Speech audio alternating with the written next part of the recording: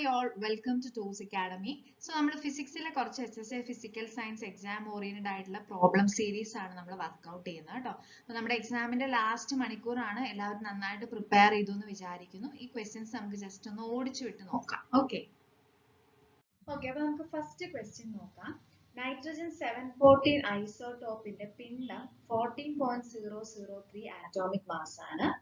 ആയാൽ അതിന്റെ packing fraction എത്രയാണെന്നാണ് question അല്ലേ. അപ്പൊ നമുക്ക് പാക്കിംഗ് ഫ്രാക്ഷന്റെ ആറ്റോമിക് മാസ് ബേസ് ചെയ്തിട്ടുള്ള അല്ലെങ്കിൽ ആറ്റോമിക് നമ്പറും മാസും ഒക്കെ ബേസ് ചെയ്തിട്ടുള്ള ഒരു ഇക്വേഷൻ നമുക്ക് വേണം. ഓക്കെ, അപ്പൊ പാക്കിംഗ് ഫ്രാക്ഷൻ എന്ന് പറയുന്നത് എന്താണ്? Packing fraction. അപ്പൊ നമുക്ക് അതിനെ ബേസ് ചെയ്തിട്ട് ഒരു ഇക്വേഷൻ ഉണ്ട്. എന്താണ്? Mass defect by mass number. Okay, mass number A വെച്ചിട്ടാണ് ഡിനോട്ട് ചെയ്യുന്നത് നമുക്കറിയാം അല്ലെ. അപ്പൊ ഇവിടുത്തെ മാസ് ഡിഫെക്റ്റ് എന്താണ്? മാസ് ഡിഫെക്റ്റ് എന്ന് വെച്ച് കഴിഞ്ഞാൽ തന്നിരിക്കുന്ന മാസ് എത്രയാണ്? 14.003 മൈനസ് എത്രയാണ്? നൈട്രജൻ 714 ആണ് അല്ലെ, ബൈ എ എന്ന് പറയുമ്പോൾ എത്രയാണ്? 14 അല്ലെ. അപ്പം ഈ ഒരു രീതിയിലാണ് നമുക്ക് ഇതിന്റെ ആൻസറിലേക്ക് പോവാൻ പറ്റുന്നത്. ഓക്കെ, അപ്പൊ അങ്ങനെ ചെയ്യുമ്പോൾ ഇവിടെ മാസ് ഡിഫെക്റ്റ് എത്ര വരും? 0.003 ബൈ 14 എന്നായിരിക്കും ആൻസർ വരിക അല്ലെ. അപ്പൊ ഇത് ചെയ്യുമ്പോൾ അപ്രോക്സിമേറ്റ്ലി ഈക്വൽ ടു, നിങ്ങളൊന്ന് ചെയ്ത് നോക്കുക, ഈക്വൽ ടു 2.14 ഇൻറ്റു 10⁻⁻⁴ എന്നായിരിക്കും നിങ്ങൾക്ക് ആൻസർ കിട്ടുന്നത്. അപ്പൊ ഓപ്ഷൻ ബി ആണ് റൈറ്റ് ആൻസർ വരിക കേട്ടോ. അപ്പൊ പാക്കിംഗ് ഫ്രാക്ഷൻ ഈ രീതിയിൽ തന്നു കഴിഞ്ഞാൽ എങ്ങനെയാ കാൽക്കുലേറ്റ് ചെയ്യുക? പാക്കിംഗ് ഫ്രാക്ഷൻ എന്ന് പറയുന്നത് mass defect by mass number ആണ്. Okay, packing fraction. ഓക്കെ, അപ്പം ഈ ഒരു രീതിയിൽ വർക്ക്ഔട്ട് ചെയ്യുക, നിങ്ങൾക്ക് കിട്ടും. അപ്പം ഇത്രയും വരുന്നൊരു കാര്യം 0.003 ബൈ 14 എന്നുള്ളത് കാൽക്കുലേഷൻ ബുദ്ധിമുട്ടൊന്നുമില്ല, കുറച്ച് പോയിന്റ്സ് വരുന്നുള്ളൂ. അത് നമുക്ക് എഴുതി തന്നെ ചെയ്യാവുന്ന ഒരു കാൽക്കുലേഷൻ ആണ് കേട്ടോ. അപ്പൊ അത് നിങ്ങളൊന്ന് നോക്കുക.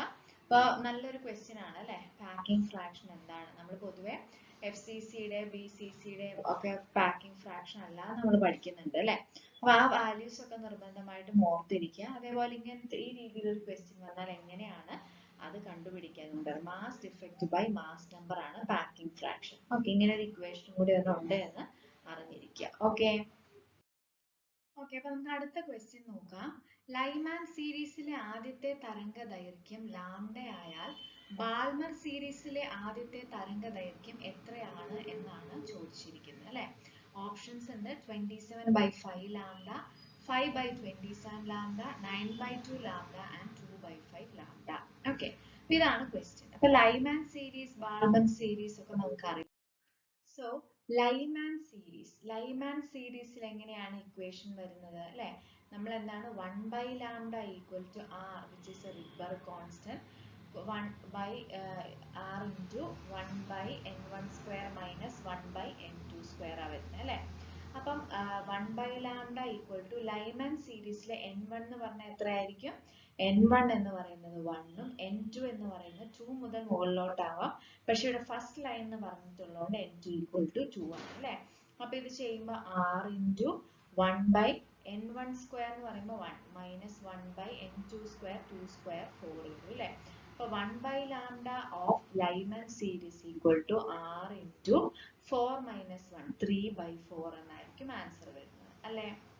ഇനി അങ്ങനെയാണെങ്കിൽ ബാൾമർ സീരീസിലെയോ ബാമർ സീരീസിലെ ചെയ്യുമ്പോൾ 1/λ is equal to r into 1/n1² minus 1/n2² അല്ലെ.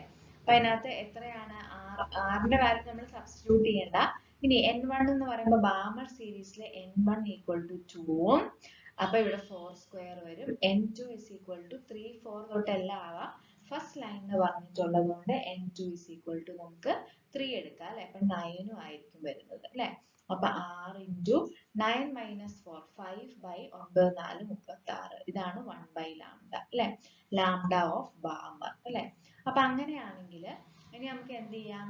Lambda Balmer by lambda Lyman ഒന്ന് ചെയ്ത് നോക്കാം. ഓക്കെ, അപ്പൊ അങ്ങനെ ചെയ്ത് നോക്കുമ്പോൾ ഓക്കെ, അല്ലെങ്കിൽ 1/λL ബൈ 1/λB ചെയ്യാം അല്ലെ. അപ്പൊ ഇത് ചെയ്യുന്ന സമയത്ത് എന്ത് സംഭവിക്കും? ഈ 1 by lambda b മുകളിലേക്ക് വന്നിട്ട് lambda b by lambda l എന്നാവും അല്ലേ? അപ്പൊ ഈ 1 by lambda l എന്ന് പറയുന്നത് എന്താണ്? r into 3 by 4 അല്ലേ? താഴെ എന്താണ്? r into 5 by 36. 6 ഉം കട്ട് ചെയ്തു. This is equal to 3 by 4 into 36 by 5 എന്ന് ചെയ്യാം അല്ലേ? അപ്പൊ അതിനകത്ത് 4 ഉം നമുക്ക് ഇവിടെ കട്ട് ചെയ്യാം. 9 ആണ് അല്ലേ? 9 3 27 by 5. നോക്കിയേ ലാംഡ ബാൾമർ ഈക്വൽ ടു എങ്ങനെയാ വന്നിരിക്കുന്നത്? Lambda of Balmer by lambda of Lyman is equal to 27 by 5. അപ്പൊ ലാംഡ ബി എന്താണ്? 27 by 5 into ലാംഡ എൽ. മനസ്സിലായോ? അപ്പൊ ഇങ്ങനെയാണ് ഈ ഒരു ക്വസ്റ്റ്യൻ വർക്ക്ഔട്ട് ചെയ്യുന്നത്. അപ്പൊ അത് നമുക്ക് ഏത് ഓപ്ഷനിലാന്ന് നോക്കാം. നോക്കിക്കേ, ലൈമൻ സീരീസിലെ ആദ്യത്തെ തരംഗദൈർഘ്യം ലാംഡ ആയാൽ ബാൾമർ സീരീസിലെ ആദ്യത്തെ തരംഗദൈർഘ്യം എത്രയാണ് എന്നാണ് ചോദിച്ചിരിക്കുന്നത്. ഓക്കെ, അപ്പൊ എത്രയാണ് ആൻസർ വരിക? 27 by 5 ലാംഡയാണ് ആൻസർ. ഓപ്ഷൻ എ ആണ് റൈറ്റ് ആൻസർ. ക്ലിയർ ആയല്ലോ? ഓക്കെ, അടുത്ത ക്വസ്റ്റ്യൻ നോക്കിയേ. വി വോൾട്ട് പൊട്ടൻഷ്യൽ വ്യത്യാസത്തിൽ ത്വരണമുള്ള ഒരു ആൽഫ കണികയുടെ ഡി ബ്രോഗ്ലി തരംഗദൈർഘ്യം എത്രയാണെന്നാണ് ചോദിച്ചിരിക്കുന്നത്. 4 ഇക്വേഷനും നമുക്ക് തന്നിട്ടുണ്ട്. അപ്പൊ ഇതിൽ ഏതായിരിക്കും റൈറ്റ് ആൻസർ വരിക നമുക്ക് നോക്കാം. അപ്പൊ ഡി ബ്രോഗ്ലി വേവ് ലെങ്ത് അല്ലെ, ഇവിടെ പൊട്ടൻഷ്യൽ തന്നിട്ടുണ്ട്. അപ്പൊ നമുക്ക് ലാംഡ ഈക്വൽ ടു ഏത് ഇക്വേഷൻ യൂസ് ചെയ്യാം? h by root of 2m qv എന്ന് പറയുന്ന ഒരു ഇക്വേഷൻ ഉണ്ട് അല്ലെ. അപ്പൊ നമുക്ക് ഈ ആൽഫ പാർട്ടിക്കിളിന്റെ ആണ്. അപ്പൊ lambda is equal to h by root of 2m qv എന്ന് പറയുന്ന ഇക്വേഷൻ. അപ്പൊ ഇതിനകത്ത് ജസ്റ്റ് സബ്സ്റ്റിറ്റ്യൂട്ട് ചെയ്താൽ മതി. നമുക്ക് നോക്കാം. ഓക്കെ, അപ്പൊ നമുക്ക് ഇക്വേഷൻ യൂസ് ചെയ്യാം. Lambda is equal to h by root of 2m qv അല്ലെ. ഈ ഇക്വേഷൻ ആണ് യൂസ് ചെയ്യുന്നത്. അതിൽ എച്ചിന്റെ വാല്യൂ നമുക്ക് അറിയാം. എത്രയാണ്? 6.626 into 10 raised to minus 34 joule second ആണ് എച്ചിന്റെ വാല്യൂ അല്ലെ. ഇനി ബാക്കി നമുക്ക് എന്തൊക്കെ അറിയാനുള്ളത്? മാസും ചാർജും അറിയണം അല്ലെ. അപ്പൊ mass of A alpha particle ആണ് അല്ലെ, ഹീലിയം 2 4 എന്നാണ് അല്ലെ. അപ്പൊ മാസ് ഓഫ് ആൽഫ പാർട്ടിക്കിൾ എന്ന് പറയുമ്പോൾ എത്രയാണ്? 4 into 1.6 into 10 raised to minus 27 kilogram ആണ് മാസ് എന്ന് പറയുന്നത്. അതേപോലെ തന്നെ ചാർജ് എന്ന് പറയുമ്പോൾ എത്രയാണ്? 2 into 1. അതിന്റെ ആറ്റോമിക് നമ്പർ എത്രയാണ്? 2 ആണ് അല്ലെ. 2 into 1.6 into 10 raised to minus 19 coulomb ആണ് അല്ലെ. പ്രോട്ടോണിന്റെ ചാർജ് അതാണ് 1.6 into 10 raised to minus 19 coulomb എന്ന് പറയുന്നത് അല്ലെ. ഇനി ഇത് സബ്സ്റ്റിറ്റ്യൂട്ട് ചെയ്താൽ മതി. അപ്പൊ lambda is equal to h by h എന്ന് പറയുമ്പോൾ 6.626 into 10 raised to minus 34 divided by root of 2 into മാസിന് പകരം 4 into 1.6 into 10 raised to minus 27 into 2 into 1.6 into 10 raised to minus 19 volt potential അല്ലെ. വി ആണ് ഇവിടെ നമ്മൾ സബ്സ്റ്റിറ്റ്യൂട്ട് ചെയ്യേണ്ടത് അല്ലെ. ഈ വാല്യൂസ് എല്ലാം നിങ്ങളൊന്ന് സബ്സ്റ്റിറ്റ്യൂട്ട് ചെയ്ത് നോക്കുക. ഇത് സബ്സ്റ്റിറ്റ്യൂട്ട് ചെയ്യുമ്പോൾ നമുക്ക് കിട്ടുന്ന ആൻസർ ഏതാണ്? സോ അത് നിങ്ങൾ വർക്ക്ഔട്ട് ചെയ്യുമ്പോൾ ഓപ്ഷൻ സി ആയിരിക്കും റൈറ്റ് ആൻസർ ആയിട്ട് വരുന്നത് കേട്ടോ. Option C 0.103 by root v. root 3 അല്ല, by root v. Okay, clear ആണല്ലോ? സോ അടുത്ത നമുക്ക് ട്രൂത്ത് ടേബിളിന്റെ ഒരു ക്വസ്റ്റ്യൻ നോക്കണം. അപ്പൊ അതിനു മുമ്പ് നമുക്ക് കുറച്ച് ഗേറ്റുകളെ പരിചയപ്പെടാം അല്ലെ. അപ്പൊ എന്താണ് ആൻഡ് ഗേറ്റിന്റെ ട്രൂത്ത് ടേബിൾ ഒന്ന് അറിയാം. ആൻഡ് എന്ന് പറയുമ്പോൾ നമ്മുടെ മൾട്ടിപ്ലിക്കേഷൻ പോലെയാണെന്ന് ഓർത്താൽ മതി അല്ലെ. അപ്പൊ 0 0 രണ്ട് ഇൻപുട്ടുകൾ 0 0 ആണ്. ഔട്ട്പുട്ട് എന്താണ്? 0 ആയിരിക്കും. 0 1 ആണെങ്കിൽ ഔട്ട്പുട്ട് 0 ആണ്. 1 0 ആണെങ്കിൽ ഔട്ട്പുട്ട് 0, 1 1 ന് 1 അല്ലെ. ഇനി ഓർ ഗേറ്റ് ആണെങ്കിലോ നമ്മൾ ആഡ് ചെയ്യുന്നത് പോലെയാണെന്ന് ഓർത്താൽ മതി. അപ്പൊ 0 plus 0 0 എന്നുള്ള രീതിയിൽ അല്ലെ. അപ്പൊ 1 or 1 എന്താണ്? 1 1 or 0 1 1 or 1 1 തന്നെ അല്ലെ. ഇനി നോട്ട് ഗേറ്റ് ഉണ്ട്. നോട്ട് ഗേറ്റ് എന്താണ്? 0 ആണ് നമ്മൾ ഇൻപുട്ട് കൊടുക്കുന്നതെങ്കിൽ ഔട്ട്പുട്ട് 0 അല്ലാതെ ലോ കൊടുത്തു കഴിഞ്ഞാൽ ഹൈ കിട്ടും, ഹൈ കൊടുത്തു കഴിഞ്ഞാൽ ലോ കിട്ടും. അപ്പൊ ഇത് മൂന്നുമാണ് ബേസിക് ഗേറ്റുകൾ. പിന്നെ നമുക്ക് യൂണിവേഴ്സൽ ഗേറ്റുകളുണ്ട്. നാൻഡും നോറും. നാൻഡും നോറും എന്താണ്? യൂണിവേഴ്സൽ ഗേറ്റുകളാണ് അല്ലെ. അപ്പൊ നാൻഡ് എന്ന് പറയുമ്പോൾ നിങ്ങൾ അതിന്റെ ട്രൂത്ത് ടേബിൾ ഓർക്കാൻ എന്ത് ചെയ്താൽ മതി? നോട്ട് ആൻഡ് എന്ന് ഓർക്കുക.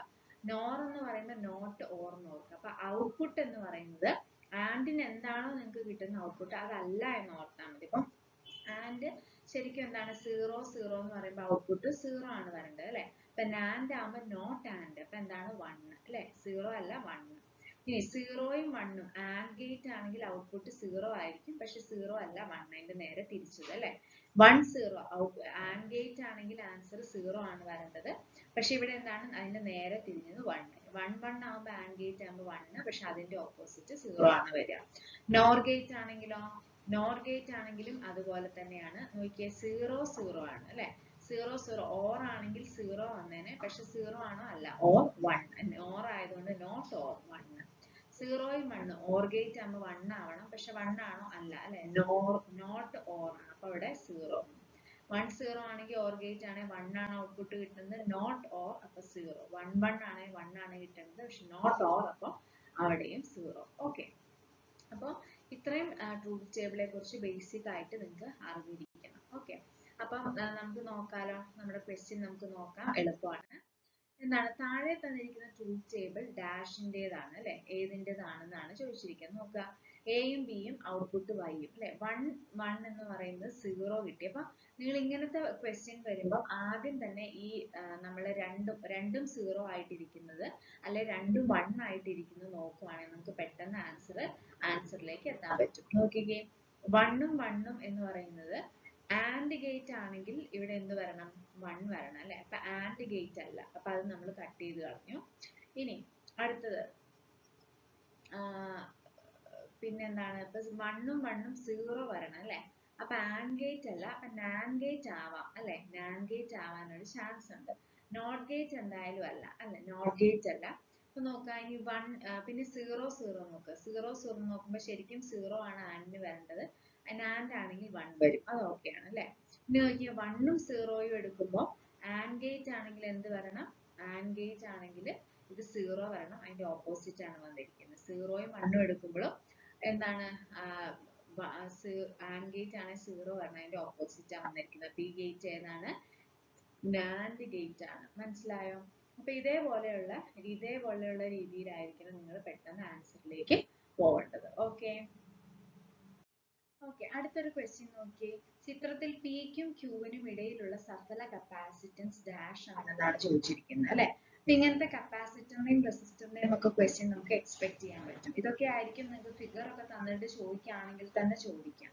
മിക്കവാറും ഒക്കെ PSC എക്സാമിന്റെ ക്വസ്റ്റ്യൻ പേപ്പറുകൾ അത്രയും ഫിഗറുകൾ ഉൾപ്പെടുത്തിയിട്ടുള്ള ചോദ്യങ്ങൾ അങ്ങനെ ചോദിക്കാറില്ല, എങ്കിൽ കൂടി നമുക്ക് ജസ്റ്റ് ഒന്ന് നോക്കാം. ഓക്കെ, അപ്പൊ ഇവിടെ നോക്കിയേ, പിയും ക്യൂവും അല്ലെ, between P and ക്യൂവിലുള്ള Safala capacitance ആണ് കാണേണ്ടത്. പിയും ക്യൂ ഇവിടെയാണ് തന്നിരിക്കുന്നത് അല്ലെ. അപ്പൊ എങ്ങനെ നമ്മൾ ഇതിന്റെ സഫല കപ്പാസിറ്റൻസ് കാണും എന്നുള്ളത് നോക്കുക, വളരെ ഇമ്പോർട്ടന്റ് ആണ്. എങ്ങനെയാണ് നോക്കി, ഈ പി എന്ന് പറയുന്ന പിയും ക്യൂ എന്ന് പറയുന്ന പോയിന്റിനെ കൺസിഡർ ചെയ്യുമ്പോൾ ഈ കപ്പാസിറ്ററും എന്താണ്, സീരീസിലാണ് പോകുന്നത് അല്ലെ. അപ്പൊ സീരീസിൽ പോകുമ്പോൾ കപ്പാസിറ്ററിന്റെ കേസിൽ 1/c is equal to 1/c1 plus 1/c2 plus 1/c3. ഇങ്ങനെയല്ലേ കപ്പാസിറ്ററും റെസിസ്റ്ററും തിരിഞ്ഞു പോകരുത്. നമുക്ക് റെസിസ്റ്ററിന്റെ ഒരു ക്വസ്റ്റ്യൻ കൂടെ ചെയ്ത് നോക്കാം അല്ലെ. 1/c1 plus 1/c2 plus 1/c3 അല്ലെ. അപ്പൊ ഇവിടെ 1/3 മൈക്രോ ഫാരഡ് ആണ് എല്ലാം. അപ്പൊ ഞാൻ യൂണിറ്റ് എഴുതുന്നില്ല, 1/3 plus 1/3 plus 1/3 ചെയ്ത് കഴിഞ്ഞാൽ 3/3 which is equal to 1 എന്നാണ് നമുക്ക് കിട്ടുക അല്ലെ. അപ്പൊ ഇത് ശരിക്കും നമ്മൾ ആൻസർ ചെയ്യുമ്പോൾ 1/c ആണ് നമുക്ക് കിട്ടിയിരിക്കുന്നത് നോക്കണം. അപ്പം ഇപ്പൊ 1 ആയതുകൊണ്ട് നമ്മൾ റെസിപ്രോക്കൽ എടുക്കേണ്ട കാര്യം വരുന്നില്ല അല്ലെ. വേറെ ഏതെങ്കിലും ആണെങ്കിൽ റെസിപ്രോക്കൽ എടുക്കാൻ നിങ്ങൾ ഓർക്കണം, അപ്പോഴാണ് നമുക്ക് c കിട്ടുക. അത് 1/c ആണ് കാൽക്കുലേറ്റ് ചെയ്യുന്നത്. ഇനി നോക്കുക, ഈ 3 റെസിസ്റ്റൻസിനെയും കൂടെ മൂന്ന് കപ്പാസിറ്ററിനെയും കൂടെ കൂടി 1 മൈക്രോ ഫാരഡ് ആണ് കിട്ടി. അപ്പൊ നമ്മൾ എന്ത് ചെയ്യണം, ഇവിടെ ഒരു 1 മൈക്രോ ഫാരഡിനെ ഈ ഒരു സർക്യൂട്ട് മാറ്റിയിട്ട് നമ്മൾ പ്ലേസ് ചെയ്യണം അല്ലെ. ഈ 1 മൈക്രോ ഫാരഡും ഈ 3 മൈക്രോ ഫാരഡും നമ്മൾ എന്തിനാണ്, പാരലൽ ആണ് അല്ലെ. പാരലൽ കപ്പാസിറ്ററിന്റെ ഇഫക്റ്റീവ് റെസിസ്റ്റൻസ് എങ്ങനെയാ കാണുന്നത്, capacitance C is equal to C1 plus C2 ആണ് അല്ലെ.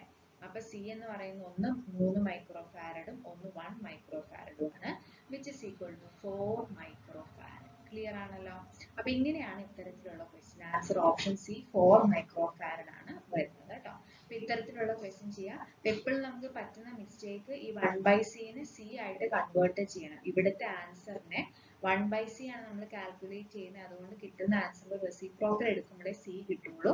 പൊതുവെ എല്ലാവരും കുട്ടികൾ പെട്ടെന്ന് എക്സാമിനേഷൻ ഹാളിലെ ടെൻഷനിൽ നമ്മൾ ചെയ്യുമ്പോൾ ഇതേപോലെ റെസിപ്രോക്കൽ എടുക്കാൻ മറക്കുകയും തെറ്റായ ഉത്തരം ചെയ്യുകയും തെറ്റായ ഉത്തരം ഓപ്ഷനിൽ ഉണ്ടായിരിക്കുകയും ചെയ്യും. ഓക്കെ, അപ്പോൾ നിങ്ങൾ വളരെ കൃത്യമായിട്ട് ശ്രദ്ധിക്കാം. ഓക്കെ, അപ്പൊ അടുത്ത ക്വസ്റ്റ്യൻ റെസിസ്റ്റൻസിനെയും കൂടെ ചെയ്ത് നോക്കാം. ചിത്രത്തിൽ എക്കും ബിക്കും ഇടയ്ക്കുള്ള പ്രതിരോധം എത്രയാണെന്നാണ് ചോദിച്ചത്. എ ഇതാണ്, ബി ഇതാണ്, ഇതും ആണ് നമ്മുടെ ഗ്രാഫ് അല്ലെ. അപ്പം ഇതെങ്ങനെയാണ്? ഫിസിക്സുകാർക്ക് ഇത് വലിയ ടെൻഷനോ കൺഫ്യൂഷനോ ഒന്നും ഉണ്ടാവില്ല. കെമിസ്ട്രിക്കാരൊന്ന് ശ്രദ്ധിക്കാം. അപ്പൊ നോക്കുക, നമുക്ക് എന്ത് ചെയ്യാം? ഈ 4 ഓമിനെയും നമുക്ക് എന്ത് ചെയ്യാം? സീരീസ് ആയിട്ട് കൺസിഡർ ചെയ്യാം അല്ലെ. സീരീസ് ആയിട്ട് കൺസിഡർ ചെയ്യുമ്പോൾ ആർ സീരീസ് എന്ന് പറയുന്നത് എന്താണ്? R1 plus R2 അല്ലെ. അപ്പൊ ദാറ്റ് ഈസ് ഈക്വൽ ടു ആദ്യത്തെ കേസിൽ ഫസ്റ്റ് കേസിൽ എടുക്കുമ്പോൾ 4 plus 4 which is equal to 8 ohm അല്ലെ. അടുത്തത് ആർ സീരീസിൽ രണ്ടാമത്തതും ഇതേപോലെ സീരീസിലാണ് ഇരിക്കുന്നത്. അപ്പൊ 3 plus 3 which is equal to 6 ohm എടുക്കാം അല്ലെ. ഇനി നോക്കുക, നമുക്ക് ഇതിന്റെ ഒരു ഇക്വാലന്റ് ആയിട്ടുള്ള ഒരു ഗ്രാഫ് വരയ്ക്കാം, അല്ല സോറി ഫിഗർ വരയ്ക്കാം. എങ്ങനെയാ? ഒരു 3 ohm ഇവിടെ, ഒരു 8 ohm, അതേപോലെ ഇപ്പൊ നമ്മൾ കൺസ്ട്രക്ട് ഇഫക്റ്റീവ് 6 ohm, ഇത് 8 ohm, ഇത് 3 ohm, ആൻഡ് ആ ക്വസ്റ്റ്യനിലുള്ള ഏറ്റവും താഴത്തത് അത് എത്രയാണ്? അതൊരു 6 ohm ആണ് അല്ലെ. അപ്പൊ 6 ohm. അപ്പൊ ഇങ്ങനെ നമുക്ക് ഈ ഒരു ഗ്രാഫിനെ, ഈ ഒരു ചിത്രത്തിനെ മാറ്റി വരയ്ക്കാം. ഇവിടെ എയും ഇവിടെ ബിയും അല്ലെ. ഇനി നമുക്ക് ഇഫക്റ്റീവ് റെസിസ്റ്റൻസ് കാണാം. അപ്പം ഈ 4 ഇതും എന്താണ്? ഇത് സീരീസിലാണ് അല്ലെ, സോറി ഇത് പാരലലാണ് അല്ലെ, ഈ 4 കണക്ഷൻസും. അപ്പൊ പാരലൽ, ആർ പാരലൽ നമ്മൾ റെസിസ്റ്റൻസ് കാണുമ്പോൾ 1/3 plus 1/8 plus 1/6 plus 1/6 വരിക അല്ലെ. ഇപ്പൊ നോക്കി, എല്ലാം ഒറ്റയടിക്ക് ചെയ്യുന്നതിന് പകരം നമുക്ക് എന്ത് ചെയ്യാം? അപ്പൊ 24 ആണ് ഏതില് വരുന്നത്? നമ്മുടെ LCM വരുന്നത്. അപ്പൊ അങ്ങനെ ചെയ്യാം. അല്ലെങ്കിൽ ഇവിടെ നോക്കുക, 1/6 plus 1/6 എന്ന് പറയുമ്പോൾ 2/6 which is equal to 1/3. അപ്പൊ അത് ആഡ് ചെയ്യാലോ. 1/3 plus 1/3 എന്ന് പറയുമ്പോൾ എത്രയാണ്? പ്ലസ് 1/8 എന്നായി അല്ലെ. ഇനി അത് ആഡ് ചെയ്യുമ്പോൾ 1/3 plus 1/3 2/3 plus 1/8. ഇതിന്റെ LCM കണ്ടാൽ മതിയല്ലോ. LCM കാണുമ്പോൾ എങ്ങനെയാണ് വരിക? ക്രോസ് മൾട്ടിപ്ലൈ ചെയ്യുക. 8 2 16 പ്ലസ് 3 3/24. അപ്പൊ എത്രയാണ് ആൻസർ വരുന്നത്? 19/24. കണ്ടോ? ഇവിടുത്തെ ഓപ്ഷൻ നിങ്ങൾ നോക്കി, ഓപ്ഷൻ എ 24/19, ഓപ്ഷൻ ബി 19/24. അപ്പൊ നമ്മുടെ ഒരു ആവേശം കൊണ്ട് നമ്മൾ എന്ത് ചെയ്യും? നമ്മൾ പെട്ടെന്ന് 19/24 കറപ്പിക്കും. പക്ഷെ എന്താണ്? സോറി, ഇവിടെ 1/r പാരലൽ ആണ് അല്ലെ. അപ്പൊ ശരിക്കും ആൻസർ എന്താണ്? ഇതിന്റെ റെസിപ്രോക്കൽ ആണ്. അപ്പൊ ആർ പാരലൽ എന്ന് പറയുന്നത് എത്രയാണ്? 24/19 ആണ്. അപ്പൊ ആൻസർ എന്താണ്? 24/19. ഓപ്ഷൻ എ ആണ് ആൻസർ വരിക. ഇത് നമ്മൾ നന്നായിട്ട് ശ്രദ്ധിക്കണം. ഓക്കെ, അപ്പൊ ഈ രീതിയിലുള്ള മിസ്റ്റേക്കുകൾ നമുക്ക് വരും. അപ്പൊ നമുക്ക് ഇങ്ങനെ മിസ്റ്റേക്ക് വരുമെന്ന് അവർക്ക് നന്നായിട്ട് അറിയുന്നതുകൊണ്ട് നമ്മുടെ മിസ്റ്റേക്കിൽ കിട്ടുന്ന ആൻസർ ഓപ്ഷനിൽ എന്തായാലും ഉണ്ടായിരിക്കും. ഓക്കെ, ഇതൊക്കെ കോമൺ പെട്ടെന്ന് വരുന്ന മിസ്റ്റേക്കുകളാണ്. അപ്പൊ നമ്മുടെ ആ ഒരു മൈൻഡിന്റെയും ആ ഒരു ടൈമിന്റെയും പ്രത്യേകതകൾ കൊണ്ടാണ് ഇതൊക്കെ നമ്മൾ ആ സമയത്ത് എറർ ആക്കി വെക്കുന്നത്. ക്ലിയർ ആണല്ലോ? അപ്പൊ ഇത് നന്നായിട്ട് ശ്രദ്ധിക്കുക. നമുക്ക് അറിയുന്ന ചോദ്യങ്ങൾ നമ്മുടെ അശ്രദ്ധ കൊണ്ട് ഒരിക്കലും നമ്മുടെ കയ്യിൽ നിന്ന് തെറ്റിപ്പോകരുത്. ഓക്കെ, സോ നമ്മുടെ ക്വസ്റ്റ്യൻ നമുക്കൊന്ന് നോക്കാം. ഭൂമിയിൽ 96 മീറ്റർ, അടുത്തൊരു ക്വസ്റ്റ്യൻ ആണ്. ഭൂമിയിൽ 96 മീറ്റർ നീളമുള്ള ഒരു സിമ്പിൾ പെൻഡുലത്തിന്റെ ചന്ദ്രനിലുള്ള മറ്റൊരു സിമ്പിൾ പെൻഡുലത്തിന്റെ പീരീഡും തുല്യമാണെങ്കിൽ ചന്ദ്രനിലെ സിമ്പിൾ പെൻഡുലത്തിന്റെ നീളം എത്രയാണെന്നാണ് ക്വസ്റ്റ്യൻ അല്ലെ. അങ്ങനെ ഓപ്ഷൻസ് തന്നിട്ടുണ്ട്. അപ്പൊ ഇവിടെ നമുക്കറിയാം ടൈം പീരീഡ് 2π എന്ന് പറയുന്ന time period is equal 2π √L/g ആണ്. വേറൊരു ഫാക്റ്റും കൂടി അറിയണം. എർത്തിലെ ജിയുടെ വാല്യൂ എന്ന് പറയുന്നത്, മൂണിലെ ജിയുടെ വാല്യൂ എന്ന് പറയുന്നത് എർത്തിലെ ജിയുടെ വാല്യൂയുടെ 1/6 ആണ് അല്ലെ. അപ്പൊ ഈ രണ്ട് ഫാക്ടർ ഉണ്ടെങ്കിൽ നമുക്ക് ഈ ഒരു ക്വസ്റ്റ്യനിലേക്ക്, നമുക്ക് സോൾവിംഗിലേക്ക് നമുക്ക് പോകാൻ പറ്റുള്ളൂ. അപ്പൊ അതെങ്ങനെയാണ് നമുക്ക് നോക്കാം. ഓക്കെ, അപ്പൊ ടി എന്ന് പറയുന്നത് 2π √L/g ആണ് അല്ലെ. അത്ര നമുക്ക് മനസ്സിലായി. ജി എർത്തിലെ മൂണിലെ ജിയുടെ വാല്യൂ എന്താണ്? എർത്തിലെ ജിയുടെ വാല്യൂയുടെ 1/6 ആണ് അല്ലെ. അപ്പൊ നമുക്ക് ഇങ്ങനെ റെപ്രസെന്റ് ചെയ്യാൻ പറ്റും. അപ്പൊ ടൈം പീരീഡ് ഇൻ എർത്ത് എന്ന് പറയുന്നത് എന്താണ്? 2π √L. L എത്രയാണ് തന്നിട്ടുണ്ട്? എത്രയാണ്? 96 മീറ്റർ അല്ലെ. 96/g. ഓക്കെ, ജി നമുക്ക് ജി എന്ന് റെപ്രസെന്റ് ചെയ്യാം. ടൈം പീരീഡ് ഓഫ് മൂൺ എന്താണ്? 2π √L/g G3 അല്ലെ, G3. അപ്പൊ G3 എങ്ങനെ റെപ്രസെന്റ് ചെയ്യാം? 2 pi root of L by GE/6 അല്ലെ. അപ്പൊ ഈ 6 നെ നമുക്ക് മുകളിലേക്ക് എടുക്കാലോ. അപ്പൊ 2 pi root of L 6L by GE എന്ന് റെപ്രസെന്റ് ചെയ്യാം. ഓക്കെ. അപ്പൊ ഇവിടെ ചോദിച്ചേക്കുന്നത് എന്താണ്?